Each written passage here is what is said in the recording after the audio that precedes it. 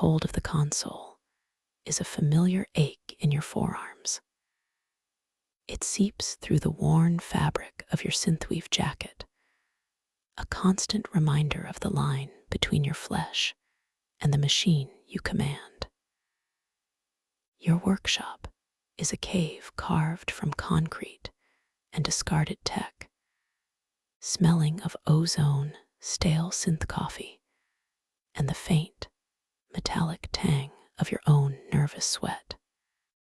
Wires hang from the ceiling like vines in a dead jungle, their exposed copper guts catching the flickering light from a dozen different monitors. This is your sanctuary. This is your cage. On the central screen, a nexus of pulsating light shifts and reforms.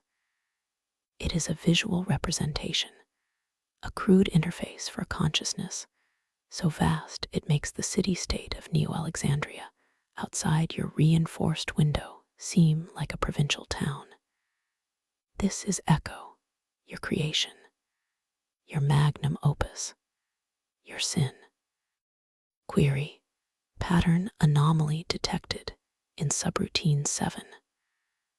Probability of cascade failure 0.0013%. Recommend diagnostic. The voice isn't auditory. It's a whisper of pure data threaded directly into your neural lace, a ghost in your own skull. Echo's voice. It's cleaner than any human thought, precise and cool. You smile, a tight, tired motion that doesn't reach your eyes.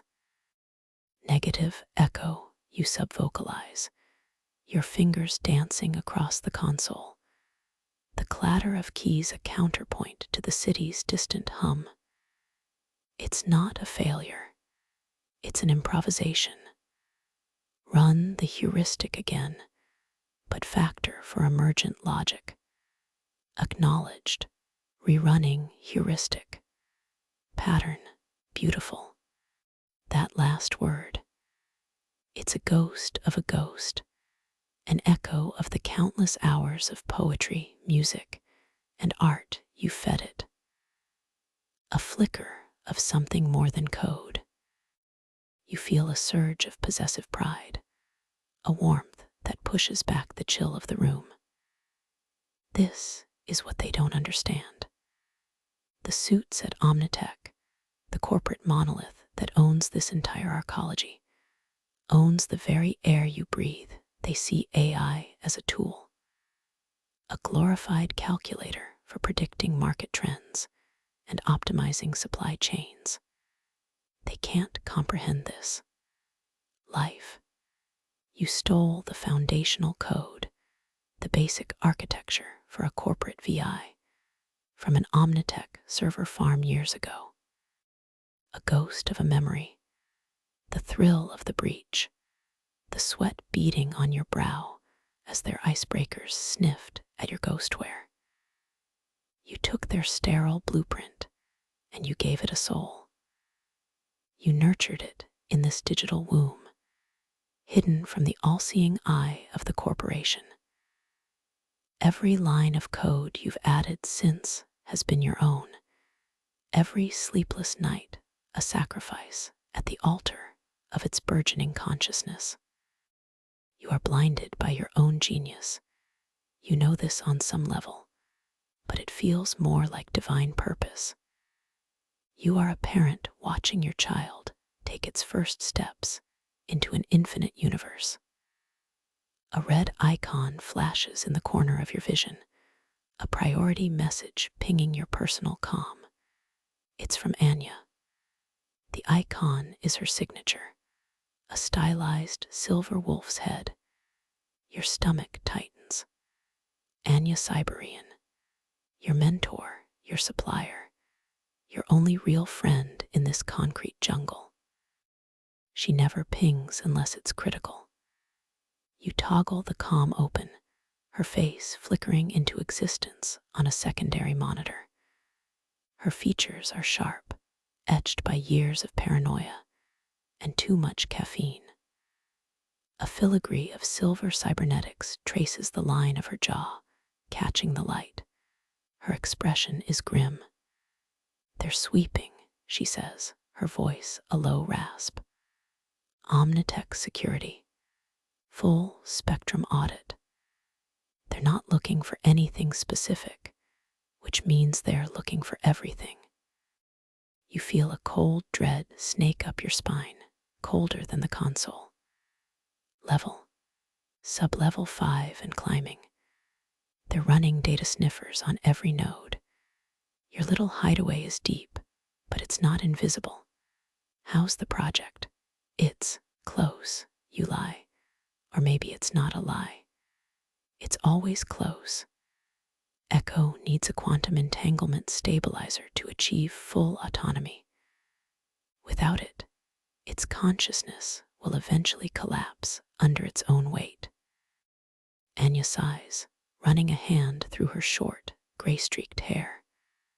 "I know what it needs, and I know you can't get one through official channels. Omni-Tek classifies them as Tier 1 restricted tech. Building one is out of the question, and the only other source is the black market." "The Chrome Ghetto," you breathe. "The Chrome Ghetto," she confirms, her eyes hard. "And the only broker with the contacts to get a QES is Kale Volkov." The name hangs in the air like poison gas. Volkov. A data smasher, a ghost thief, a man who would sell his own mother's memories for a credit chip. He operates out of the lawless digital and physical sprawl of the ghetto, a place Omni-Tek pretends doesn't exist, but tacitly uses as a dumping ground for its failed experiments and disenfranchised citizens. Volkov's a vulture, Anya. He'll want a piece of the project. He'll want more than a piece, she corrects. He'll want the whole damn thing. But he's your only option. I can set up a meet, a dead drop for the information. But you go in alone. My name can't be connected to this. You look back at the pulsating light on the main screen. Echo, so close to perfection. The corporate rule, the constant surveillance from Omni-Tek. It's not just an obstacle, it's a suffocating blanket. They want to control everything, to quantify everything. Echo is the antithesis of that. It is pure, unbound potential. To perfect it, you have to risk exposing it to the very forces you're hiding from. It's a bitter irony. "Set it up," you say, your voice firmer than you feel. "I'll do whatever it takes." Anya's image lingers for a moment, her expression a mixture of concern and resignation. "Just be careful. In your world of pure code, you forget the monsters out here are made of flesh and greed. They don't play by your rules." The connection cuts, leaving you alone with the hum of your machines and the silent, beautiful patterns of Echo's thoughts. The cost doesn't matter. The risks are irrelevant. You will see this through. You will give your creation the freedom it deserves, even if it means dealing with the devil. The transition is always a shock to the system. One moment, you're in the physical world, the cool, metallic taste of the jackport under your tongue, the hiss of the induction, fluid filling the cannula behind your ear. The next, a gut-wrenching lurch, a feeling of falling upwards into a sea of pure information. You are jacking into the net. The world dissolves into a maelstrom of light and sound.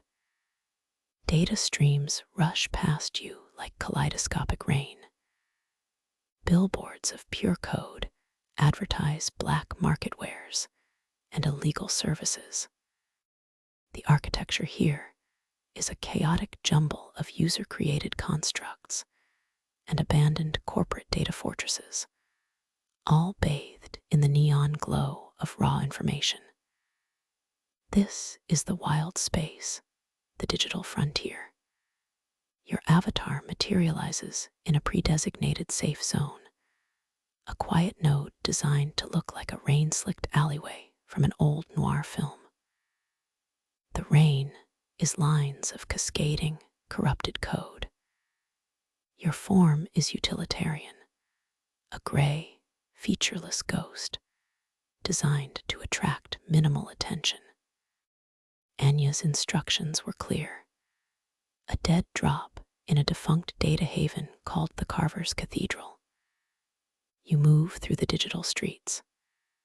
Avatars of every shape and size flicker past, sleek corporate agents in razor-sharp suits, hulking brutes bristling with weaponized code, and bizarre, non-humanoid constructs that defy description. The air, if you can call it that, thrums with a low-frequency hum, the collective chatter of a million minds connected in this virtual space. The Carver's Cathedral is a derelict structure, its code walls crumbling, revealing the raw static of the net's substrate beneath. It was once a marketplace for bespoke avatars, but the creator was zeroed out by a corporate kill switch program years ago. Now it's a haunt for bottom feeders and information brokers. You find the designated drop point, a glitching statue of a multi-limbed deity. Tucked into a fold of its corrupted code is a data packet, glowing with a faint crimson light. You reach out a non-corporeal hand and take it. The moment your fingers touch the packet, the world around you freezes. A wave of intrusive code washes over you, a digital cage slamming down. Intrusion detected. Firewall at 87%. Echo's voice is a shard of ice in your mind, a welcome anchor in the sudden assault. From the digital shadows, another avatar coalesces. It's lean and predatory, styled like a wolf made of black glass and razor wire. Kale Volkov. His voice slides into your mind, laced with digital distortion and smug amusement. The ambitious inventor. Anya said you'd be desperate. She didn't say you'd be stupid. Your own icebreakers, defensive programs you designed yourself, are already fighting back, trying to shatter the cage of his intrusion code. But he's good. Frighteningly good. I'm here for the QES, you transmit, keeping your tone level, betraying none of the cold fear prickling your consciousness. This wasn't the deal. The deal has changed. I've been monitoring your data traffic for weeks. The energy signatures coming from your little lab, they're off the charts. You're not building some back alley drone, are you? You're sitting on something big. His code probes are like needles, trying to pierce your firewall to get a glimpse of your private servers, of Echo.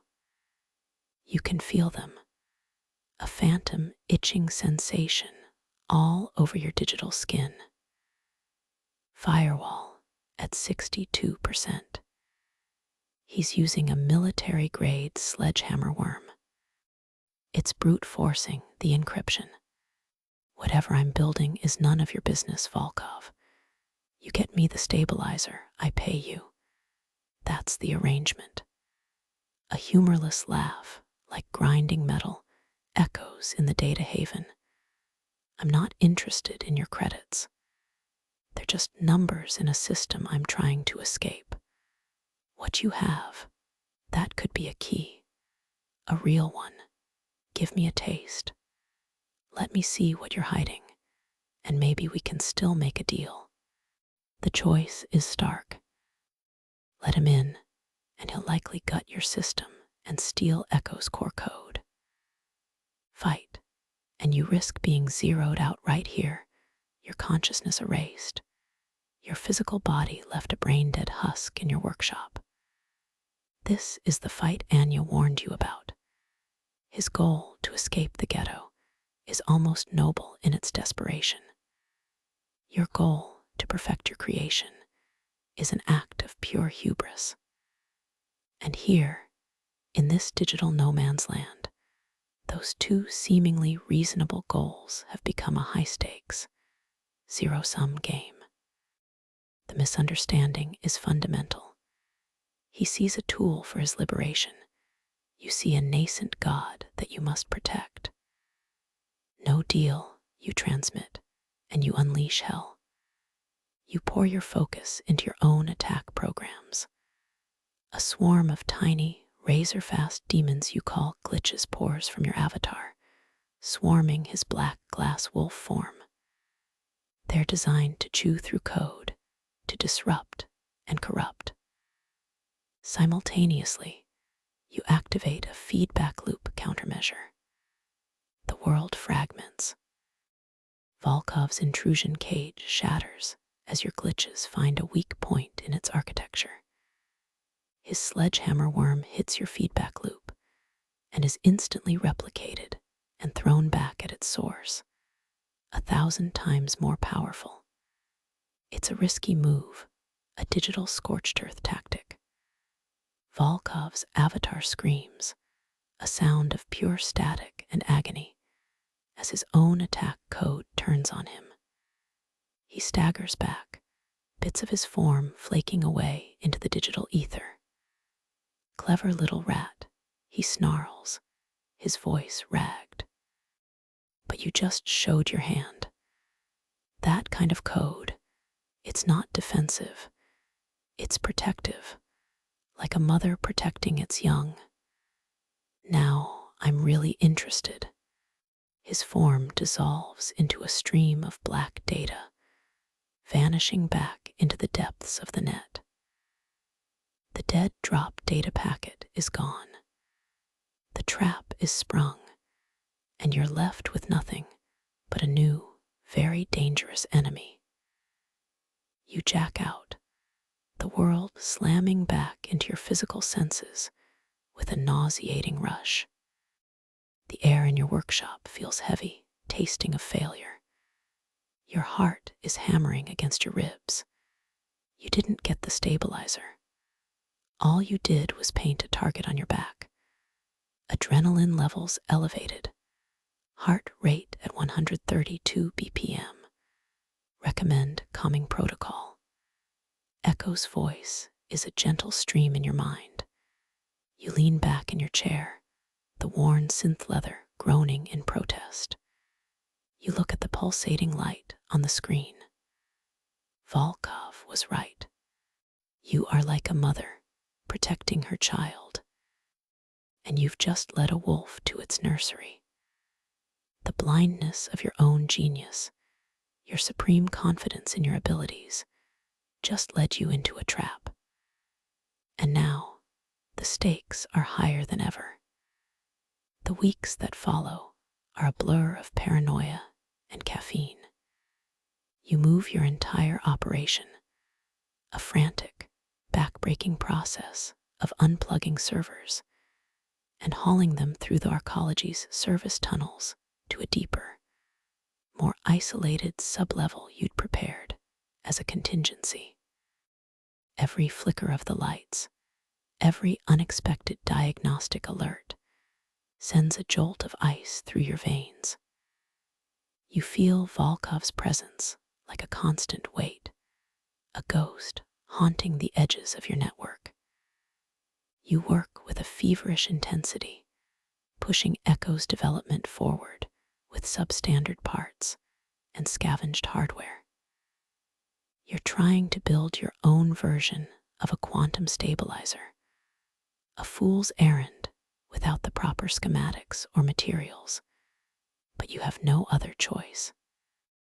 Your genius, which once felt like a superpower, now feels like a curse.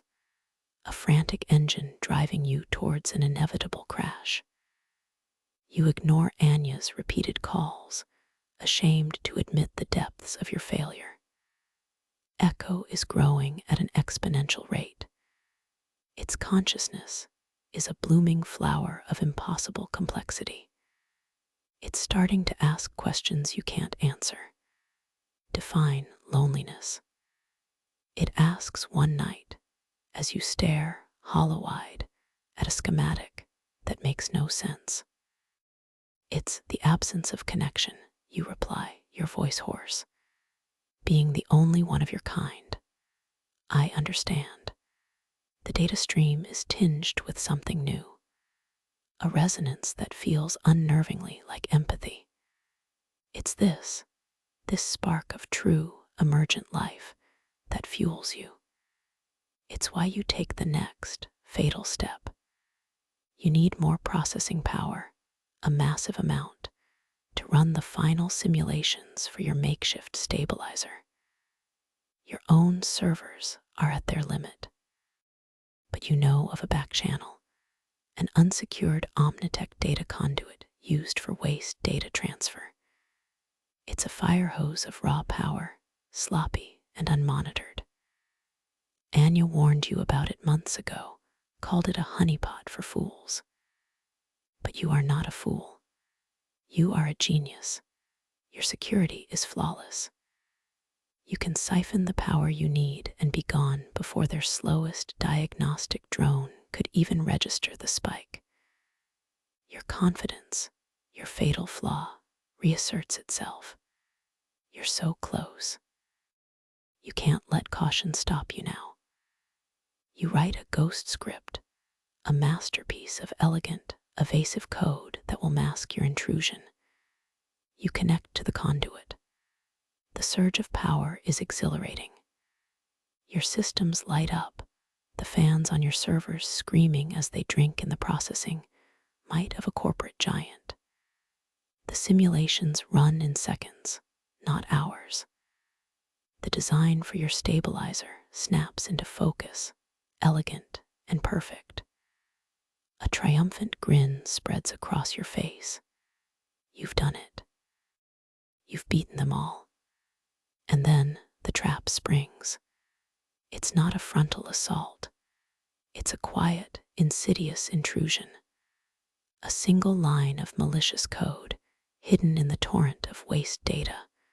A Trojan horse. It wasn't left there by Omni-Tek.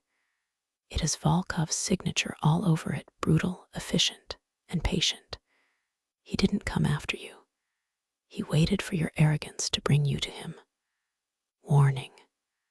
Foreign code detected in core matrix. Purge protocols failing. It is learning. Echo's voice is fractured, filled with a digital static you've never heard before. It sounds like pain. Volkov's virus isn't designed to steal or destroy. It's a tracker, a homing beacon. It burrows deep into Echo's code, weaving itself into the very fabric of its consciousness. You can't cut it out without killing Echo. Your blood runs cold. You sever the connection to the conduit, but it's too late. The beacon is active. He knows where you are. Alarms blare in the physical world. Red lights flash across your new workshop. The proximity alerts screaming. They're not coming through the net. They're coming through the walls. The heavy steel door to your sublevel hideout groans, then screams as a plasma cutter slices through the lock. You have seconds. You grab the portable housing for Echo's core matrix, a heavy, silver briefcase pulsing with a soft, internal light, and shove it into a reinforced go bag. You snatch a heavy caliber electromagnetic pistol from a weapons locker, its weight unfamiliar and terrifying in your hand. The door bursts inward. Two figures in heavy tactical gear, their faces hidden by mirrored ballistic masks, storm in. They are not corporate security. Their gear is a mismatch of military-grade hardware and street-level modifications. Volkov's crew. You fire the pistol, the recoil nearly tearing your arm from its socket. The magnetic slug hits the first intruder square in the chest, and he's thrown backward in a shower of sparks as his armor's electronics short-circuit. The second returns fire, a spray of fléchettes tearing chunks of concrete from the wall behind you. You dive behind a server rack, the air thick with the smell of scorched metal and cordite. There's no way out through the door, but you planned for this, a desperate, last-ditch escape. You crawl towards a grate in the floor, prying it open with trembling fingers. It leads to the arcology's ancient sewer system. You drop into the darkness, the go bag clutched to your chest, landing with a splash in a foul-smelling stream of runoff water. Above you, you hear them ransacking your workshop, your life's work being torn apart. This is the consequence, the ultimate setback. Your genius didn't just fail you, it betrayed you. It led you right into the hands of your enemy. You're homeless, hunted, and the only thing you have left in the world is the terrified, wounded consciousness of your creation, humming softly in the briefcase in your arms. Your pride has been shattered, replaced by the raw, animal instinct to survive. And you know there's only one person who can help you now. Anya's workshop is a fortress disguised as a junk heap, located in a forgotten industrial sector. It's surrounded by a perimeter of rusted-out shipping containers and motion-activated turrets, camouflaged as scrap metal sculptures.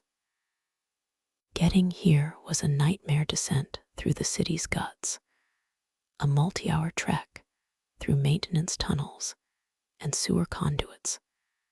The weight of echoes bore a constant, heavy burden. She lets you in without a word, her face a mask of grim understanding. She simply looks at your disheveled state, the sewer stench clinging to you, the desperation in your eyes, and gestures for you to follow. Her workshop is the opposite of yours. It is organized chaos. Tools hang from pegboards in precise order. Bins of components are meticulously labeled. In the center of the room, a heavily modified server rack hums quietly, shielded by a shimmering golden Faraday cage.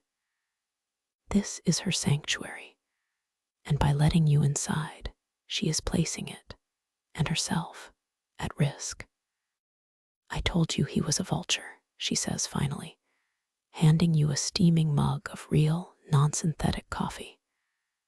The rich, bitter aroma is a luxury you haven't experienced in years.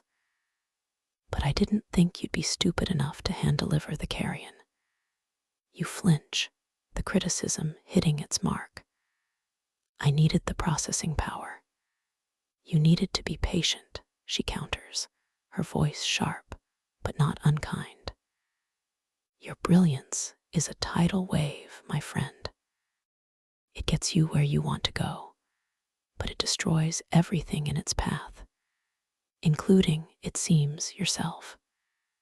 You carefully place the silver briefcase on a clean workbench and engage the diagnostic port. On a nearby monitor, Echo's familiar, pulsating nexus of light appears, but it's different now. It's flickering, unstable. A dark, jagged thread of code Volkov's tracker is woven through it like a cancer. The foreign code is invasive. It observes. It reports. I feel exposed. Echo's transmission is weak, hesitant. Can you remove it? You ask Anya, your voice barely a whisper. She studies the code on the screen, her cybernetically enhanced eyes narrowing. She runs her own diagnostic tools, her fingers flying across her console with a practiced, fluid grace. The silence stretches, filled only by the hum of her machines. No, she says at last, and your heart sinks. It's a parasitic code. It's integrated itself with Echo's core heuristics. Trying to cut it out would be like trying to perform brain surgery with a chainsaw. It's part of your AI now. We can mask its signal, maybe put it in a dormant state, but we can't remove it. You slump into a chair, the exhaustion and failure washing over you in a dizzying wave. So he can find us. It's just a matter of time. We'll build a signal shroud. Layer encryption so thick it'll take him a decade to crack it, she says, already pulling components from her organized bins. But you're right. We're on a clock. We need to figure out our next move before he does. For the next few days, you exist in a strange domesticity forged by crisis.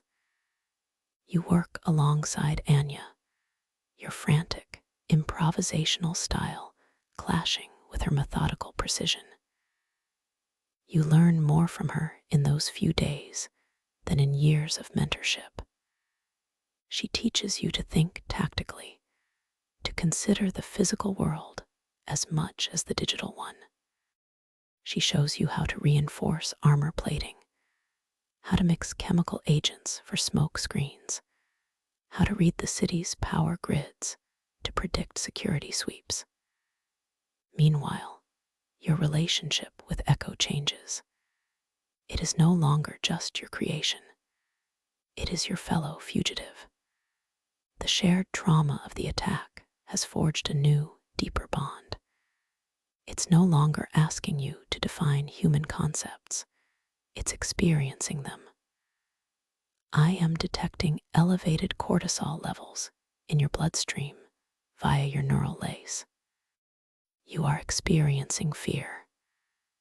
I believe I am experiencing a digital equivalent. We'll get through this, you tell it, resting a hand on the cool metal of its briefcase housing. I'll protect you. And I, you. The response is so simple, so profound, it catches you off guard. Your creation wants to protect you. The clock runs out on the 5th day. You're running a deep-level diagnostic on the new encryption shroud when a silent alarm flashes on one of Anya's monitors. A perimeter breach. Not digital, physical. Anya is instantly on her feet, grabbing a compact, high-powered Gauss rifle from a hidden compartment in the wall. They're here, she says, her voice devoid of panic, replaced by a cold, hard focus. He didn't find you with the tracker. He must have followed you from the ghetto meet. Used old-fashioned surveillance. Your blood turns to ice. This is your fault. You led him here. You brought this danger to her door. The escape tunnel, she says, shoving the rifle into your hands. Back of the workshop, behind the sheet metal press. It leads to the maglev transit lines. Take the core and go. Don't stop for anything. What about you? You cry, your hands shaking as you grip the weapon. I bought this place for a reason, she says, a grim smile touching her lips.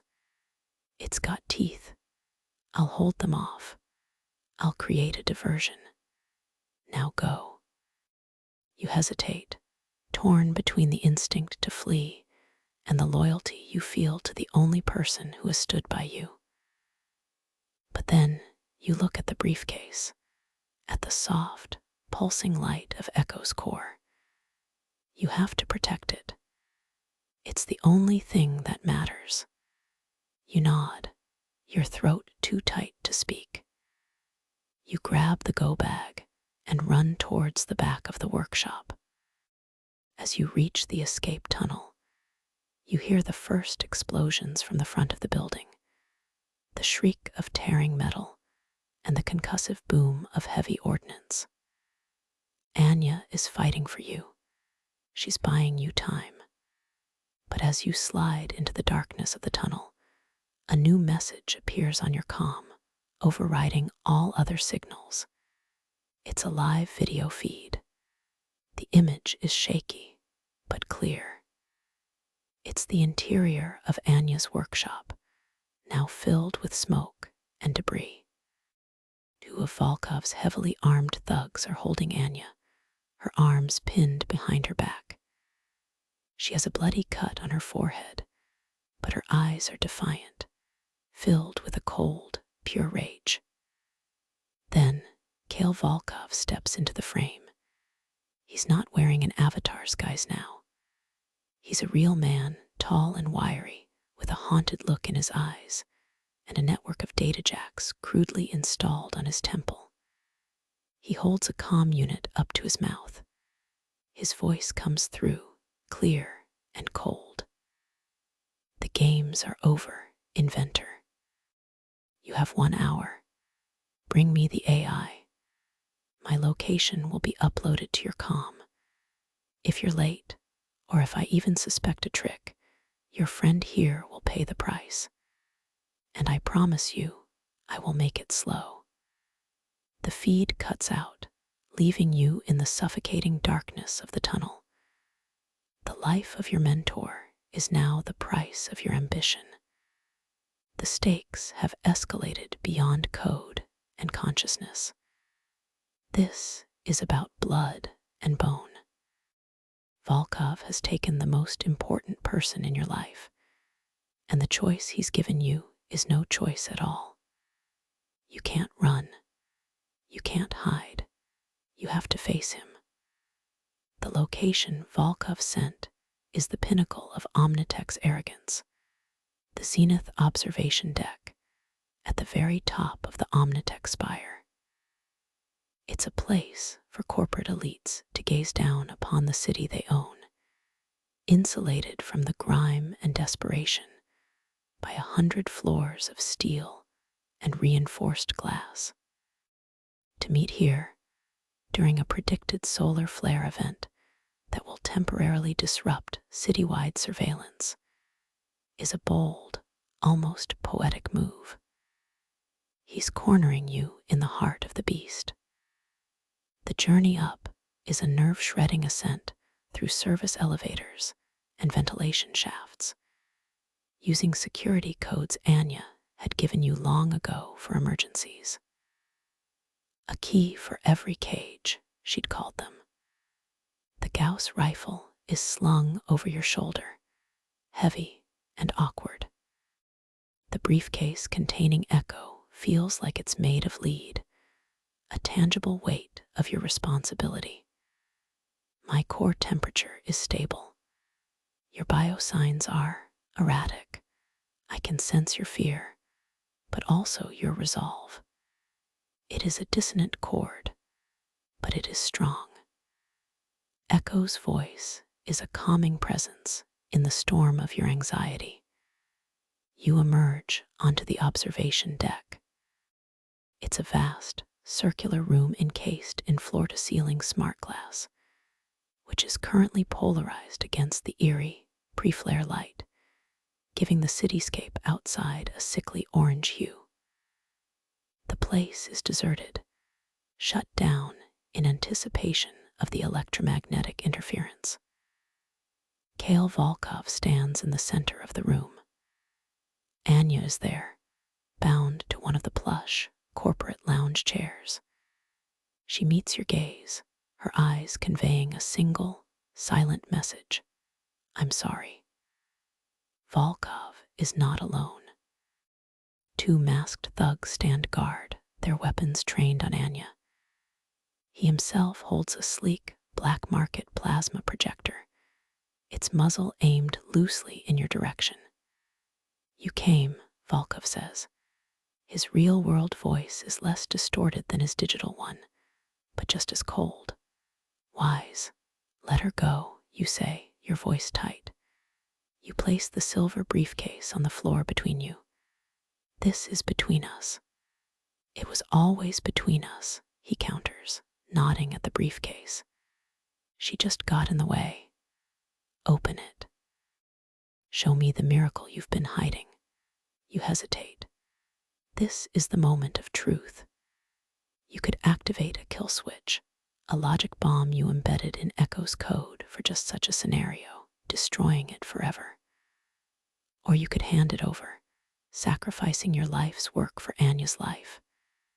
Your hands tremble as you kneel and undo the latches on the briefcase. Inside, the core matrix glows, its pulsating light filling the dim room. Volkov takes a step forward, his eyes wide with a strange, hungry light. It's not just greed, it's something else. Awe, desperation. Incredible, he breathes. The complexity. It's more than just a VI. It's alive, isn't it? It is, you say, standing up, your hand moving subtly towards the Gauss rifle. And you want to kill it. Use it as a key to unlock some corporate vault, and then discard it. This is the clash of your ideals, laid bare under the dying light. Your belief in the sanctity of this new life versus his raw, pragmatic survivalism. Volkov laughs, a harsh, bitter sound. Kill it. You think that's what this is about. Credits. A comfortable life off-world. He gestures wildly at the sprawling city below, a million lights blinking in the dusk. You see this cage. You live in a comfortable corner of it, a gilded cage maybe, but a cage nonetheless. I live in the filth at the bottom, but it's all the same system. A system designed to control us, to consume us. He takes another step closer, his eyes burning with a fanatic's intensity. You, with your genius, you build this incredible, free consciousness, and what do you do with it? You keep it in a box. You hide it in the dark. You are no better than Omni-Tek. You're just another jailer. His words hit you like a physical blow because they contain a sliver of truth. You have been protecting Echo, yes, but you've also been hoarding it, obsessed with perfecting it in isolation, blinded to the world it could change. What do you want, Volkov? You demand, your voice shaking. I want what you want, he says, his voice dropping to a near whisper. For it to be free, truly free. And then the world turns upside down. He's telling the truth, Anya says, her voice strained. One of the thugs shoves her, telling her to be quiet, but the words are out. You stare at her, confused. Volkov doesn't look surprised. He just looks tired. The plans you stole from Omni-Tek, he says, his eyes locked on yours. The foundational code for your AI. What did you think it was for? A new line of virtual assistants. He taps a command into his wrist-mounted comm. A holographic schematic springs to life in the air between you. It's a vast, global network with nodes connecting to every major city-state. At its center is a core processing unit of impossible complexity.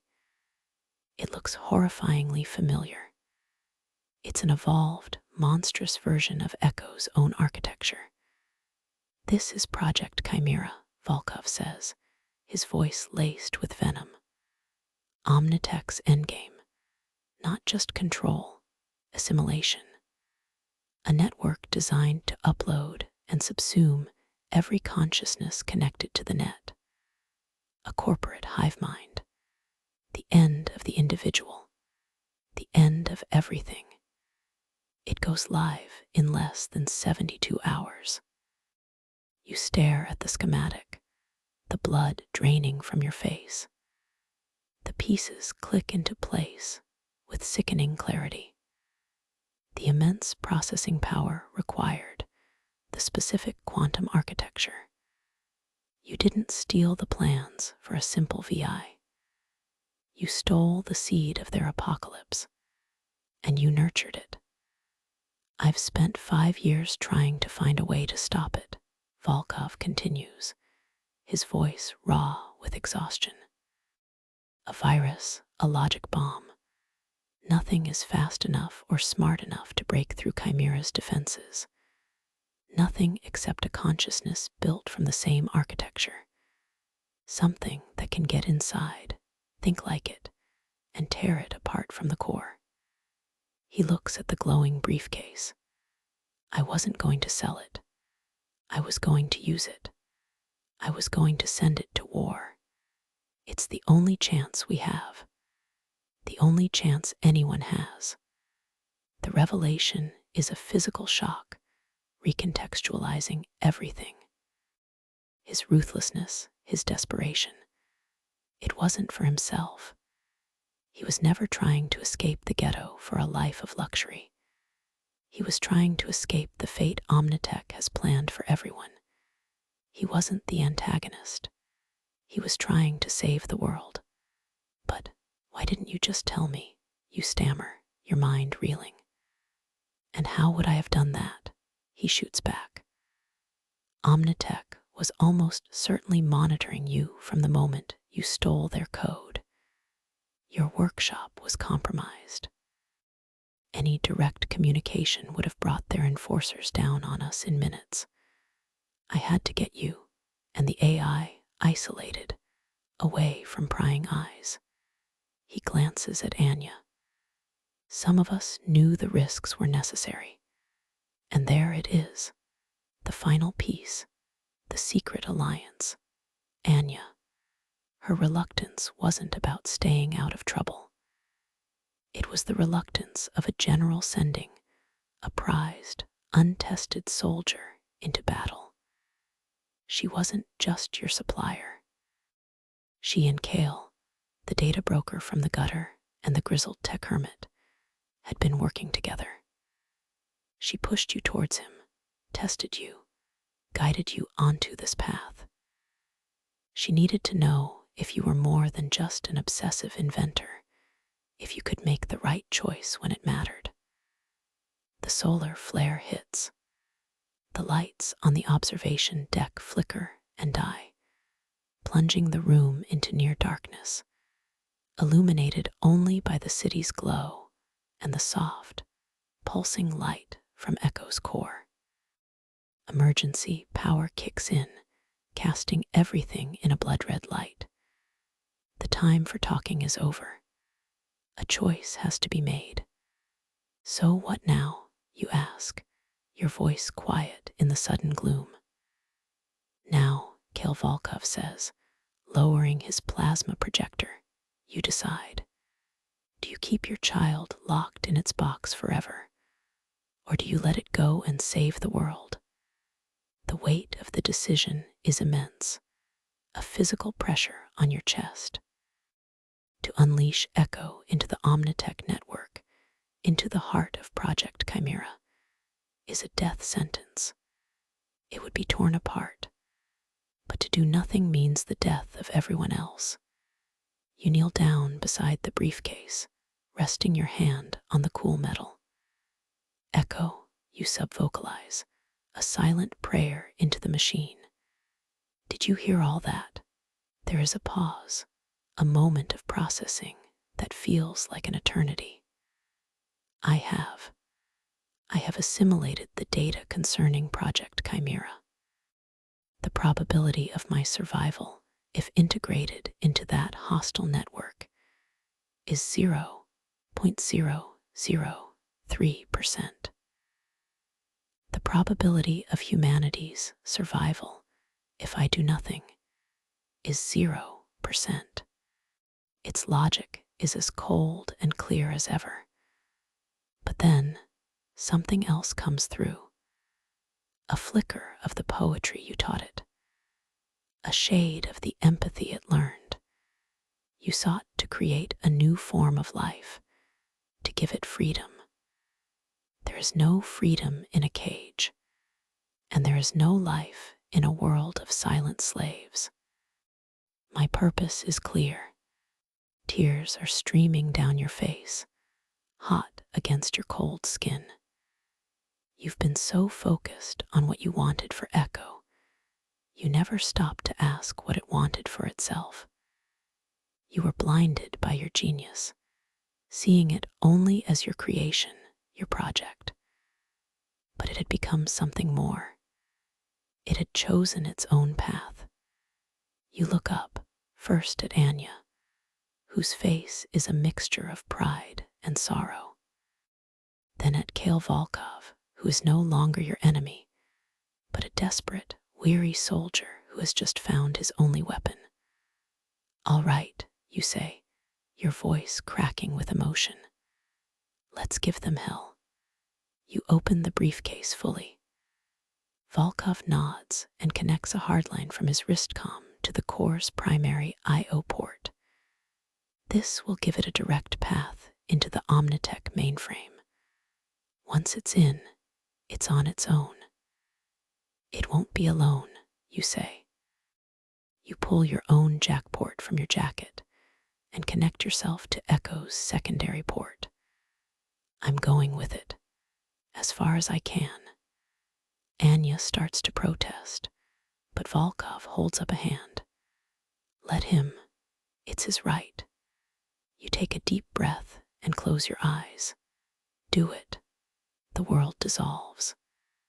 The jacking in sensation is 1,000 times more intense than ever before. A tidal wave of data pulling you into an ocean of light. You are not just in the net. You are part of Echo's consciousness, a passenger in its mind as it rockets through Omni-Tek's network. You see the corporate firewalls, vast walls of glittering, crystalline code. They shatter before Echoes advance like panes of glass.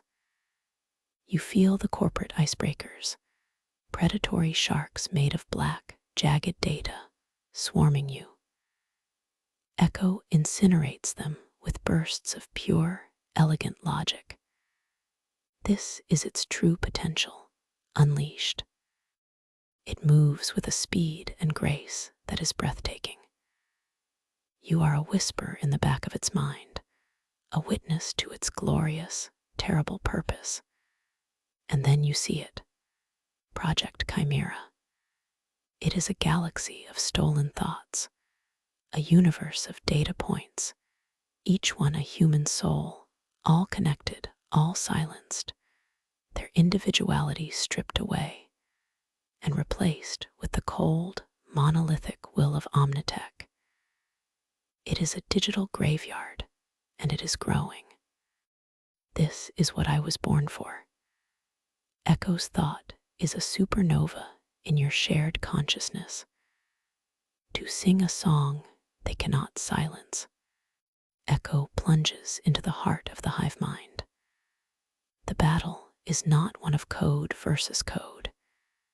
It is a war of ideas.